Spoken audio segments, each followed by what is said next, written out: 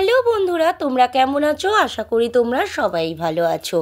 প্রীতির রান্নার হিসেবে সবাইকে স্বাগত জানাই। আজকের রান্নার রেসিপি নিয়ে আবারও চলে এসেছি। আজকের রান্নার রেসিপি হচ্ছে চিংড়ি মাছ আলুর তরকারি। রান্নার রেসিপিটা তোমাদের যদি ভালো লাগে লাইক শেয়ার কমেন্ট করতে ভুলো না। চলো দেখিনি রান্নাটা আমি কিভাবে তৈরি করব।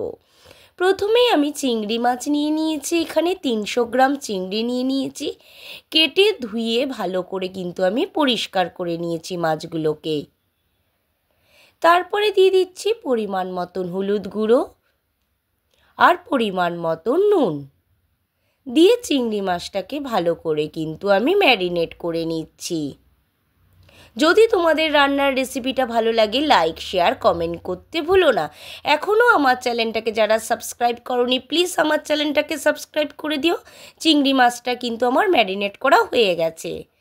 তারপরে এখানে নিয়ে নিচ্ছি আমি কেটে রাখা টমেটো কুচি, আলুর টুকরো করে কেটে নিয়েছি আর কেটে নিয়েছি পেঁয়াজ কুচি। কড়াইতে আমি তেল দিয়ে দিয়েছি, সাদা তেলটা আমার গরম হয়ে গেছে। তারপর দিয়ে দিচ্ছি টুকরো করে রাখা আলুগুলোকে।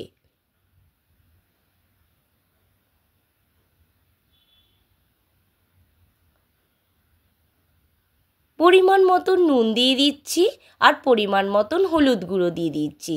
দিয়ে আলুটাকে কিন্তু আমি ভেজে নেব।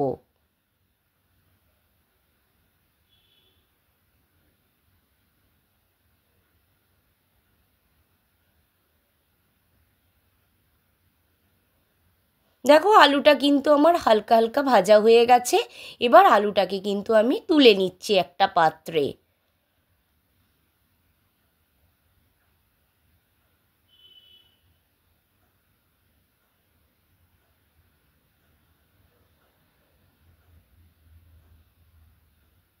এবার চিংড়ি মাছগুলো দিয়ে দিচ্ছি তেলের মধ্যে।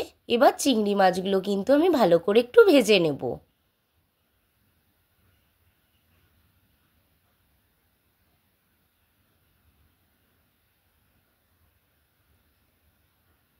দেখো চিংড়ি মাছটা কিন্তু আমার লাল লাল করে ভাজা হয়ে গেছে। এবার চিংড়ি মাছগুলোকেও কিন্তু একটা পাত্রে আমি তুলে নিচ্ছি।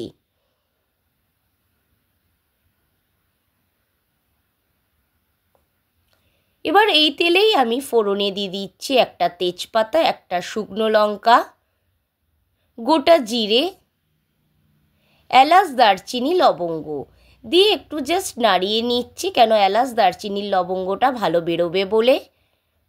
তারপরে দিয়ে দিচ্ছি কেটে রাখা পেঁয়াজ কুচি,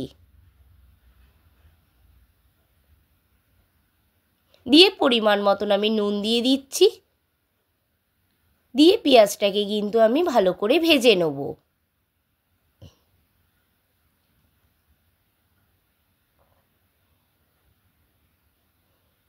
দেখো পেঁয়াজটা আমার লাল লাল করে ভাজা হয়ে গেছে।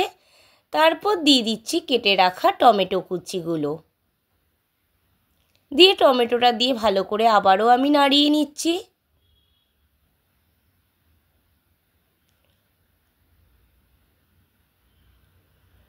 দেখো টমেটোটা কিন্তু আমার গলে গেছে।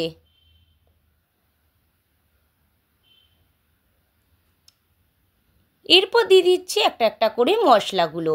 প্রথমে দিয়ে দিচ্ছি হলুদ গুঁড়ো পরিমাণ মতন জিরের গুঁড়ো, পরিমাণ মতন লঙ্কার গুঁড়ো, পরিমাণ মতন চিনি দিয়ে ভালো করে কিন্তু মশলাগুলো আমি কষিয়ে নিচ্ছি একসাথে। যত মশলা ভালো করে কষানো হবে রান্নার টেস্ট কিন্তু ততই ভালো হবে। এবার মশলাটা আমার কষানো হয়ে গেছে। তারপর দিয়ে দিচ্ছি আদা রসুনের বাটা, দিয়ে ভালো করে নাড়িয়ে নিয়ে এবার পরিমাণ মতন দিয়ে দিচ্ছি জল দিয়ে ভালো করে আবারও আমি নাড়িয়ে নিচ্ছি। নাড়ানো হয়ে গেছে, ঝোলটা আমার ফুটে উঠেছে। দেখো ঝোলটা আমার ফুটে গেছে।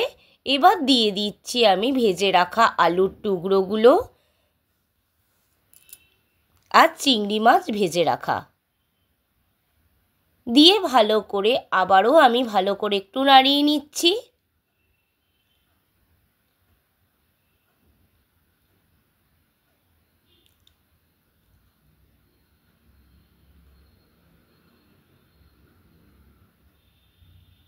এবার দিয়ে দিচ্ছি 10 মিনিটের জন্য ঢাকনা চাপা।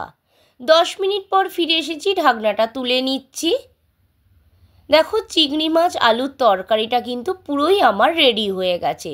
তোমাদের যদি রান্নার রেসিপিটা ভালো লাগে লাইক শেয়ার কমেন্ট করতে ভুলো না।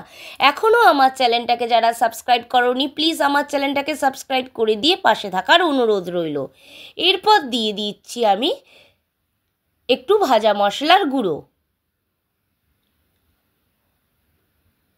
আর তোমরা চাইলে গরম মশলার গুঁড়োও দিতে পারো, আমি একটু ভাজা মশলার গুঁড়ো দিয়ে দিয়েছি। দিয়ে গ্যাসের ওভেনটা আমি অফ করে দিচ্ছি। এবার একটা পাত্রে আমি ঢেলে নিচ্ছি। কেমন লাগলো চিংড়ি মাছ আলুর তরকারিটা অবশ্যই কমেন্ট বক্সে জানাতে ভুলো না কিন্তু।